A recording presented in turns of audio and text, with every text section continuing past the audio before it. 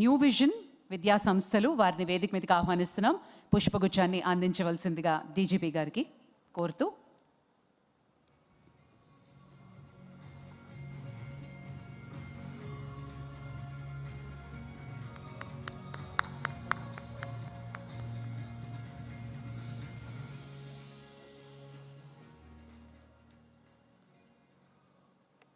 Thank you, sir. Thank you so much.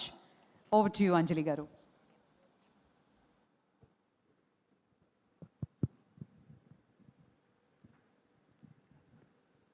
నమస్కారం sir. నమస్తే అండి.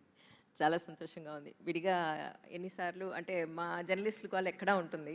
ఎన్నో ఏళ్ళ నుంచి ఎదురు చూస్తున్న అవకాశం నాకు actually. Thank you so much once again waiting news. And Anant sir, మీకు కూడా అంజలి గారు వద్దండి అంటే వాళ్ళు మాత్రం ఏం చేయలేరు, నాకు కూడా అవకాశం రాదు కాబట్టి you accepted it. Thank you so much for this sir, really. My pleasure. 15 నిమిషాలు టైం ఇచ్చారు, ఆల్రెడీ 14 నిమిషాలు చూపిస్తేస్తుంది. సార్, యాక్చువల్లీ మీరు అండర్-19 క్రికెటర్గా ఉన్నప్పటి నుంచి యాజ్ ఆన్ టుడే వరకు కూడా మీ ఫిట్నెస్ని ఏ రోజు వదులుకోలేదు. సో పోలీస్ డిపార్ట్మెంట్లో మనకి ప్రస్తుతానికి 19,000 ఖాళీలు భర్తీ కాబోతున్నాయి. సో వాళ్ళందరినీ దృష్టిలో పెట్టుకొని, ఆల్రెడీ ఉన్నవాళ్ళని దృష్టిలో పెట్టుకొని 16 గంటలు పైగా పనిచేస్తున్న పోలీస్ డిపార్ట్మెంట్ వారందరి ఆరోగ్యాన్ని దృష్టిలో పెట్టుకొని మీ ఫిట్నెస్ విషయంలో వాళ్ళకి ఏం చెప్తారు? ఇప్పుడు పోలీస్ టాపిక్స్ వదిలేసి మీరు ఫస్ట్ నా ఫిట్నెస్ గురించి అడుగుతున్నారు. సంతోషం. ఎందుకంటే మా వృత్తిలో ఇది చాలా ముఖ్యం. ఆ స్ట్రెస్ తట్టుకోవాలంటే, ఎటువంటి జబ్బులు రాకుండా ఉండాలంటే ఈ ఫిట్నెస్ గురించి కొద్దిగా శ్రద్ధ తీసుకుంటే సరిపోతుంది. నేను లాస్ట్ 33 years నుండి నా వెయిట్ 75-76 మధ్యనే ఉంది. 1 kg ఇటు కాదు, 1 గ్రామ్ అటు కాదు. అది కాన్షియస్గా మెయింటైన్ చేసుకుంటూ వచ్చాను. ఎందుకంటే తక్కువైపోతే మసిల్ లాస్, ఎక్కువైపోతే మళ్ళీ కొద్దిగా యాక్టివ్గా ఏదైతే స్పోర్ట్స్ ఇప్పుడు కూడా నేను పాల్గొంటున్నాను. క్రికెట్ మ్యాచెస్ ఆడుతుంటాను. లాస్ట్ ఇయర్ లీగ్స్ ఇప్పుడు కూడా లీగ్ క్రికెట్ ఆడుతున్నాను. లాస్ట్ ఇయర్ 5 centuries కూడా కొట్టాను. దెన్ టెన్నిస్ టోర్నమెంట్స్ ఆడుతుంటాను, సింగిల్స్. దెన్ గోల్ఫ్ ఆడుతుంటాను. ఇవన్నీ తట్టుకోవడానికి వెయిట్ ట్రైనింగ్ చేస్తాను. 3 sessions a week at least weight training చేస్తుంటాను. సో కొద్దిగా ఆహారం ఏదైతే ఉందో, ఆ 4 whites ఎప్పుడో కట్ చేశాను చాలా రోజుల నుండి. 4 whites ఏంటి? షుగర్, సాల్ట్, మైదా, అది కూడా వైట్ ఉంటుంది, అండ్ రైస్ కూడా వైట్ ఉంటుంది. చాలామందికి అంటే ఇది జీర్ణించుకునే శక్తి ఉండకపోవచ్చు ఈ మాట, కానీ రైస్ వల్ల కూడా చాలా ఎక్కువ, అంటే కొద్దిగా మొత్తంలో తీసుకోవడం ఏం కాదు, కానీ ఏ సంఖ్యలో మనము తీసుకుంటామో అది కొద్దిగా హానికరం. గ్లూకోజ్ లెవెల్స్ ఇవన్నీ పెరుగుతాయి. సో ఇవన్నీ కూడా కొద్దిగా శ్రద్ధ వహించి మనం ఏం తింటున్నామో కొద్దిగా జాగ్రత్తగా చూసి చేస్తే అన్నీ ఉంటాయని నేను అనుకుంటున్నాను. డిపార్ట్మెంట్లో కూడా నేను హైదరాబాద్ సిపిగా ఉన్నప్పుడు ఫిట్ కాప్ అని ఒక ప్రోగ్రామ్ స్టార్ట్ చేశాము. సో ఏంటంటే మొత్తం 20,000 మంది ఎవరైతే ఉన్నారో వారంతా ప్రొఫైలింగ్ చేసి with the help of helping hand foundation అని ఒక ఎన్జిఓ ఉంది, ముజ్తబా అస్కరీ గారు నేతృత్వం. వాళ్ళ టీమ్స్ వెళ్ళి ప్రతి ఒక్కరిది స్టేషన్ వారీగా హోంగార్డ్స్ అండ్ అబవ్ అందరిది ప్రొఫైల్, హెల్త్ స్టేటస్. సో దాంట్లో ఒక 5 నుండి 10% వరకు కొద్దిగా క్రిటికల్గా వస్తారు. సో వారి ఆరోగ్యం పైన దృష్టి పెట్టి ఒక యాప్ ద్వారా వారి హెల్త్ని మానిటర్ చేయడం. సో నా ఆలోచన ఏంటంటే అదే ప్రోగ్రామ్ ఇప్పుడు మొత్తం రాష్ట్రంలో 75,000 మంది ఇప్పుడు పనిచేస్తున్నారు. మా శాంక్షన్ స్ట్రెంత్ 93,000 అయినా 3,000 ఉంది.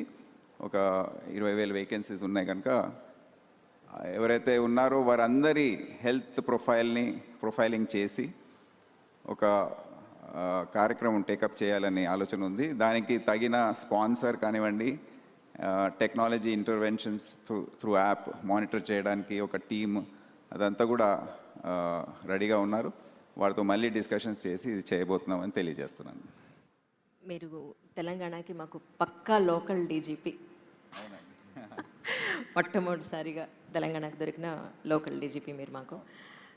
32 జిల్లాలు మనకుంటే ఇక్కడ ఉన్నవన్నీ కూడా మీరు దృష్టిలో పెట్టుకుని, హైదరాబాదీస్ అందరినీ దృష్టిలో పెట్టుకుని లోకల్గా మీరు ఉన్నారు కాబట్టి, సో ఎలాంటి రిఫార్మ్స్ తీసుకురాబోతున్నారు అంటే ఏం చెప్తారు?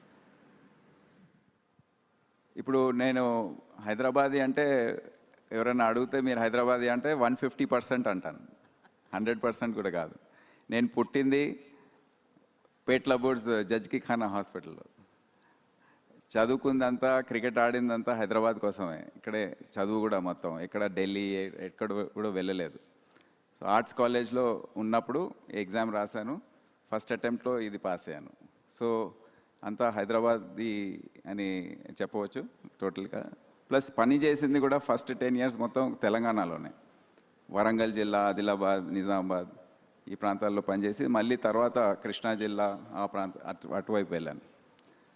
సో ఇప్పుడు నేను హోమ్ డిపార్ట్మెంట్లో పనిచేసిన సందర్భంలో ఇక్కడ రాకముందు నాకు ఒక పర్స్పెక్టివ్ వచ్చింది. అంటే ఎటువంటి ప్రాబ్లమ్స్ ఉన్నాయి, ఎటువంటి ఇష్యూస్ ఇప్పుడు పెండింగ్ ఉన్నాయి, ఇవన్నీ కూడా దాని గురించి ఒక అవగాహన అనేది వచ్చింది. వచ్చే రోజుల్లో ఒక ప్లాన్ ప్రకారం ఇప్పుడు సమస్యలు కూడా మనము మారుతున్న తరుణంలో ఉన్నాం. అంటే ఇప్పుడు మావోయిస్ట్ సమస్య దాదాపు 30 సంవత్సరాల నుంచి మనం అది ప్రాథమికంగా అదే తీసుకొని దాన్ని బట్టి మేము పోలీసింగ్ చేసేవాళ్ళం. ఒక 10 years నుండి మనకు కొద్దిగా రిలీఫ్ ఉంది. ఇప్పుడు కూడా సిస్టమ్స్ అదే విధంగా ఉన్నాయి. మనకు ఇప్పుడు ఉన్న సమస్యలు వేరే విధంగా మనకు ఉత్పన్నం అవుతున్నాయి. ఫర్ ఇన్స్టెన్స్ నార్కోటిక్స్ ఇప్పుడు చాలా సీరియస్ ప్రాబ్లం ఇది. ఎవరికి కూడా దీని నుండి మినహాయింపు లేదు. మన పిల్లలు బయటికి వెళ్తున్నప్పుడు అసలు సేఫ్గా ఉంటారా లేదా అనే అనుమానం, భయం అసలు అన్ని వర్గాల్లో, సంపన్నులుగా వాళ్ళకి ఇంకెక్కువ, మిడిల్ క్లాస్, వేరే వర్గాలు కూడా అందరికీ ఈ సమస్య చుట్టుకుంటుంది. గ్రామీణ ప్రాంతాల్లో ఈ సమస్య విస్తరించిందని మనకు అందరికి తెలుసు, టౌన్స్లో, సిటీస్లో. సో ఇది మనకు పోలీస్కి, సమాజానికి ఇది చాలా ఉన్నతమైన ఒక ఛాలెంజ్గా మారింది. ఫస్ట్ అది చూసుకునే అవసరం ఉంది. దాని తర్వాత సైబర్ నేరాలు అవి కూడా చాలా పెరిగాయి. ఇప్పుడు 2-3 దోపిడీలు జరిగాయి. ప్రాపర్టీ పోయింది ఎంత, 50 లక్షలు 20 లక్షలు మ్యాక్సిమం అంత. కానీ చాలామంది కోట్లలో నిమిషాల్లో పోగొట్టుకుంటున్నారు. It is a crime without any violence. Distance, ఎక్కడో దూరం కూర్చొని ఆన్లైన్లో ఇవన్నీ మోసాలు చేయడం, చాలామంది వారి జీవితంలో సంపాదించిన ఏమున్నాయో అన్నీ కూడా సేవింగ్స్ అవన్నీ కూడా పోగొట్టుకుంటున్నారు. సో అది కూడా ఛాలెంజ్, ఒక చాలా పెద్ద ఛాలెంజ్. ట్రాఫిక్ సమస్యలు ఇప్పుడు చాలా పెరిగాయి. అర్బనైజేషన్ జరుగుతూ ఉంటే మనం చూస్తున్నాం ఇదే ప్రాంతంలో ఏ విధంగా ట్రాఫిక్ జామ్స్, సైబరాబాద్, హైదరాబాద్లో, పట్టణాల్లో కూడా. సో ట్రాఫిక్ సమస్యలు, న్యాచురల్ డిజాస్టర్స్, ఇటువంటివి ఏదైతే సమాజానికి ఏదైతే సమస్యలు ఉన్నాయో అది పోలీసుని ఎక్స్పెక్ట్ చేస్తారు పబ్లిక్, ఈ ట్యాకిల్ చేయాలని, వాళ్ళకి రిలీఫ్ రావడానికి. సో అటువంటి అంశాలపైన ప్రత్యేకంగా మేము దృష్టి పెట్టబోతున్నాము. దానికి తగిన మార్పులు ఏవైతే, we have to prepare the department to face these challenges. Outlook, sensitisation ఇదంతా కూడా చేసే అవసరం ఉంది. ఆ పాత పద్ధతి ఏదైతే ఉందో అది వీడి కొత్త పంత అవలంబించే అవసరం ఉంది. ఈ ప్రశ్న వాయిస్ వస్తుంది. ఈ ప్రశ్న ప్రజల మనసుల్లో ఉన్నది అడగక తప్పట్లేదు సార్. హైదరాబాద్లో డే బై డే జనాభా పెరుగుతూనే ఉన్నారు, ట్రాఫిక్ పెరుగుతూనే ఉంది. మీరేమో చౌరస్తాలన్నీ క్లోజ్ చేసేసి ఎక్కడో యూటర్న్లు ఇచ్చారు. ఇన్స్టాగ్రామ్లో రీల్స్ కూడా వచ్చాయి ఏంటంటే, యూటర్న్ ఎక్కడ తీసుకోవాలి బాబు అంటే ఆ రోజు డే అంతా అయిపోతుంది అన్నట్టు. సో పక్కన పెట్రోల్, డీజిల్ రేట్స్ పెరుగుతున్న సందర్భంలో, పొల్యూషన్ పెరిగిపోతున్న సందర్భంలో సర్కిల్లో ఒక సిగ్నల్ పెడితే ఆగుతాం కదా, ఎక్కడో యూటర్న్స్ పెట్టి ఇబ్బంది పెట్టేస్తున్నారు. పొల్యూషన్ పెరిగిపోతుంది, పెట్రోల్ కన్జంప్షన్ కూడా పెరిగిపోతుంది. ఇది ప్రజలందరూ ప్రతిరోజు అనుకుంటున్న ప్రశ్న. ఎందుకంటే యాజ్ అ సీనియర్ జర్నలిస్ట్ దీని మీద సిగ్నేచర్ స్టూడియో నుంచి ఒక చిన్న